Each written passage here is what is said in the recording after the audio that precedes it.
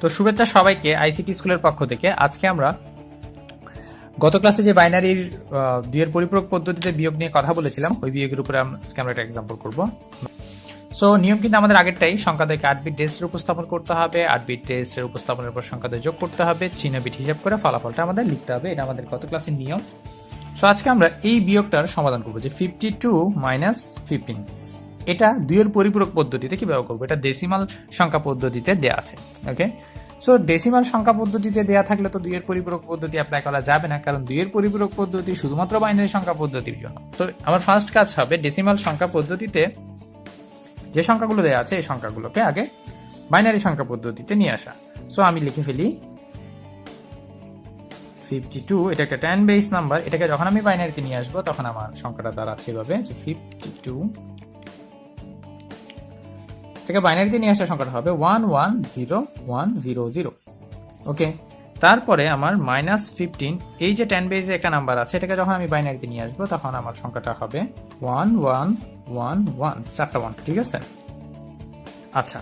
So এরপরে আমি এই নিয়মটা অ্যাপ্লাই করবো। তো সংখ্যাটাকে প্রথমে 8 বিট রেজিস্টারে উপস্থাপন করে লিখে ফেলি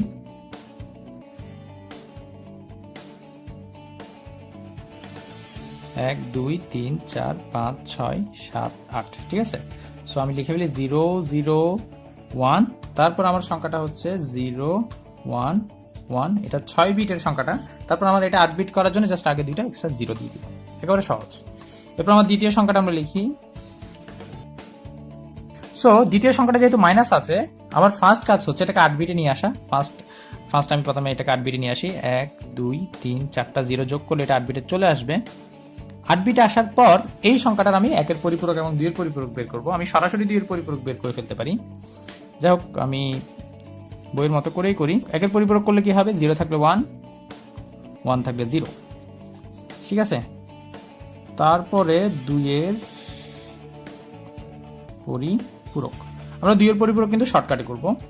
তবে একের পরিপূরকের সাথে যদি আমি 1 যোগ করে দিই তাও দুইয়ের পরিপূরক চলে আসে। আমরা শর্টকাট এখান থেকে করে ফেলবো। কিভাবে করছি দেখুন, প্রথম 1 থাকলে বসাই দিব, তারপর 1 থাকলে 0, 1 থাকলে 0, 1 থাকলে 0, 0 থাকলে 1, 1 1 1।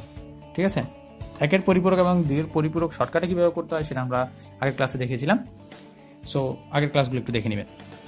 আপনাদের প্রতি অনুরোধ যে আমাদের যে লেকচারগুলো আছে এগুলো সবগুলো আসলে ধারাবাহিকভাবে দেখবেন, কারণ আমরা একটা লেকচার অনেক সময় কোনো লেকচার যদি সংশোধন থাকে সেটা আমরা পরবর্তী লেকচারে দিয়ে দিব, তখন আপনার বুঝতে সুবিধা হবে।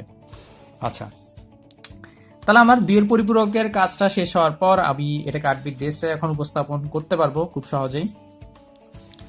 8 বিট ডেসটার আহামরি কোনো কিছুই না, জাস্ট 8টা জায়গা বিট রাখার। ওকে, সো এক্ষেত্রে আমি সহজেই বুঝতে পারছি যে এই সংখ্যাটা যেহেতু ধনাত্মক সংখ্যা, এই জন্য 8 বিটের প্রথম ডিজিটটা কি আসছে 0, এবং এটা যেহেতু ঋণাত্মক সংখ্যা তাই এটাকে 8 বিট রেজিস্টারে উপস্থাপন করার পর প্রথম সংখ্যাটা আসছে কি, প্রথম ডিজিটটা আসছে কি 1। তো এটা হচ্ছে চিহ্ন বিট, সাইন বিট যেটাকে বলছি আমরা, এটা চিহ্ন বিট। ওকে, এরপরে আমার কাজটা কি, 8 বিট রেজিস্টারে উপস্থাপিত যে সংখ্যাগুলো আছে ওদের যোগ করতে হবে। আমি যোগ করবো এখন, খুব সহজেই যোগটা করে ফেলবো। দেখুন আমার 0 0 1 1 0 1 0 0 আসছে, তারপরে সংখ্যাটা হচ্ছে 1 1 1 1, 4টা 1, 3টা 0, তারপর একটা 1। ঠিক আছে, এখন এই যোগটা আমরা করব। আচ্ছা, এটার একটা হেডিং দিয়ে দেই আমি। সংখ্যাদের যোগ আমরা করবো, 0 সাথে 1 যোগ করলে প্রথম 1 পাবো, 0 0 যোগ করলে 0 পাবো, 1 বসবে, 0 0 যোগ করলে 0, 1 1 যোগ করলে 1 0 0, হাতে 1, সেই 1টা এখানে চলে আসবে। 1 3টা 1 যোগ করলে 1 1 এর 1, হাতে 1, সেই 1টা এখানে চলে আসবে। 2টা 1 যোগ করলে 1 1 এর 0, হাতে 1, সেই 1টা এখানে চলে আসবে। 1 1 যোগ করলে 1 0। ঠিক আছে, সো আমাদের এখানে এক্সট্রা যে ক্যারি বিটগুলো আসবে ওগুলো আমরা বাদ দিয়ে দিব। ঠিক আছে, কারণ এটা যেহেতু আমার কি, মূলত এটা কিন্তু বিয়োগ।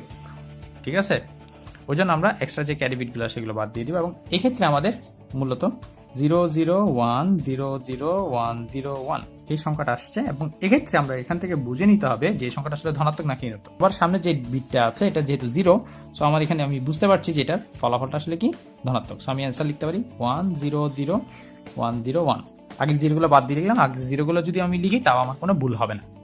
ঠিক আছে, আচ্ছা, তো এটাই, এভাবে আমি খুব সহজে এই কাজটা করে ফেললাম। তো আশা করছি ব্যাপারটা বুঝতে পেরেছেন। আমাদের আজকের ক্লাস নিয়ে কোনো প্রশ্ন থাকলে ভিডিও নিচে কমেন্ট সেকশনে জানিয়ে দিবেন। সো আমরা পরবর্তী ক্লাসে আমরা আরেকটা যে এক্সাম্পলটা দেখেছিলাম যে -52 -15 দুইটার আগে যদি মাইনাস থাকে তখন কিভাবে করতে হয়, সেম নিয়ম কিন্তু সেম।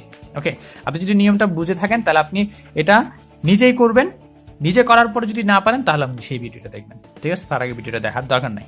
ওকে, আর আপনাদের বন্ধুদের মাঝে যাদের সমস্যা থাকবে এই বিষয়গুলো নিয়ে তাদের সাথে অবশ্যই শেয়ার করবেন ভিডিওটা, যাতে তাদের উপকার হয়, ঠিক আছে? ব্যাপারটা দেখা হবে পরবর্তী ক্লাসে। ধন্যবাদ সবাইকে।